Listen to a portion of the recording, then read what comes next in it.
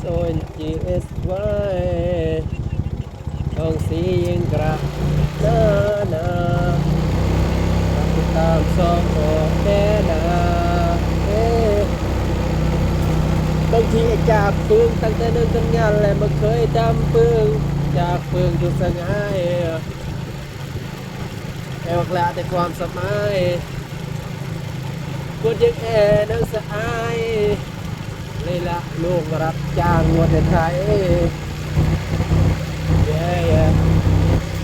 กูติดเองแล้วเรียนจบป .5 เลิกเรียนยังมาโกยหลบปัญญาที่ดูถูกที่ประมาทแล้วแอบมาก่อนกระเย้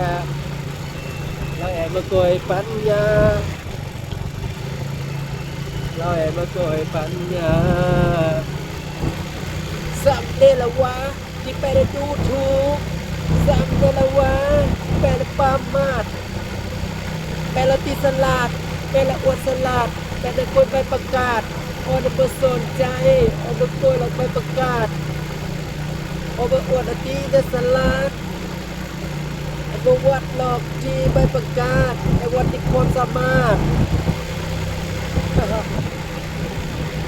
บอกไปเลยบอกไปเลย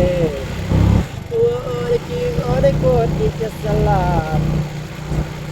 อวดถึงมาอวดทรัพย์สินเงินทองอวดแต่ใบประกาศโดยจบแค่ป .5 ออกมาเหียนต่อมาโกยหลักปัญญาสิ่งที่ออกประเป็นออกมาอยู่แต่คนหาตัวตีเองชีวิตออกคนหาโดยตัวตีเองชีวิตออกพยายามมาสิประเพลงสิประเพลงบรรเลงกับแปลสแกนกับแปลสแกนเย่เย่เสียงกระเดินนะมีแต่แปลกคุณหน้าคุณตาบักยอดหัวจันทร์คุณเย็นกระนะเฮ้มาติดตามโมเดลเดินนะ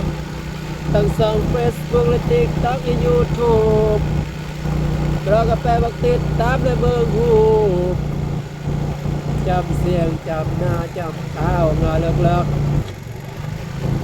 ก็ต้องไปสนใจไปก็ต้องแค่ที่จะเล่าไปยังกระกับสร้างแม่ย่างเนาะได้จอละพาแม่ได้มาตอนยิงกระของแท้สายเลือดลาวแท้100%เดี๋ยวกูสิเฮ็ดให้มึงเห็นชีวิตของมึงมันของแท้บ่แม่นของสิมาล้อเล่นเดี๋ยวมึงถ่าเบิ่งอันนี้ละบักลาอันนี้ละบักขาที่มึงเคยด่าเคยว่ากูนี่บักขาดิสิขาหัวมึงให้เบิ่งมึงบอกว่ามักกระดาว่ากูเป็นลาวเทิงเดี๋ยวมึงถ่าเบิ่งกูสิเฮ็ดให้มึงเบิ่งเด้ออย่าอย่างเซฟบอตฟันเด้อ